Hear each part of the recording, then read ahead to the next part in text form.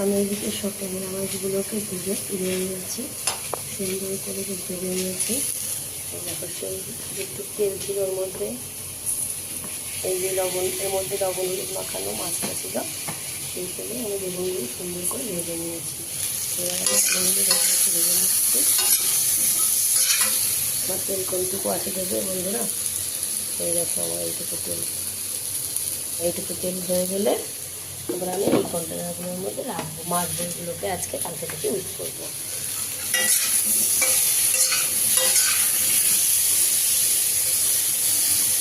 এই জল বসিয়ে দিয়েছি, মাছের ঝোলে গরম জল হচ্ছে, তাড়াতাড়ি হয়ে যাবে, কালকে সব করবো। চলো একটু তেল দিয়ে দিই।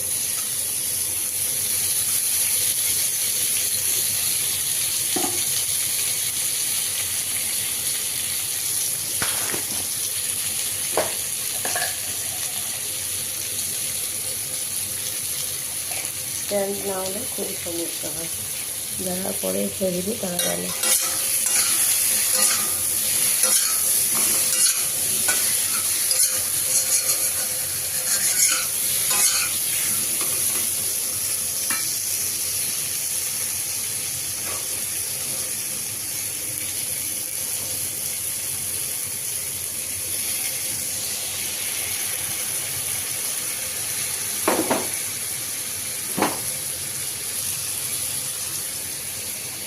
এর মধ্যে হলুদ, লঙ্কার গুঁড়ো, জিরের গুঁড়ো, একটু জল দিয়ে গুলে নিয়েছি।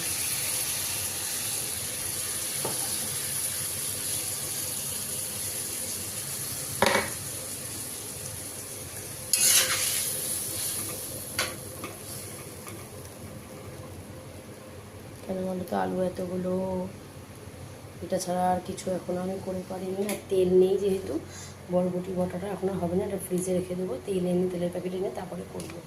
আকাশের অবস্থা খুবই খারাপ, পুরো মেঘলা, বিকাল নাচ আছে, কী জানি কী হবে বুঝতেও পারছি না। তো চলো দেখতে থাকো, দেখি আর কলে জল আসছে কিনা। এখনো পড়ছে, একটা বাজে চলে যাবে।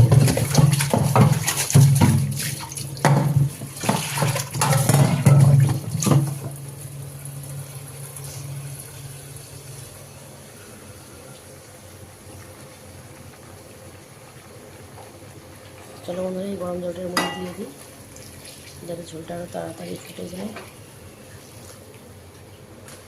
ভাতও দিয়ে দিয়েছি কিন্তু।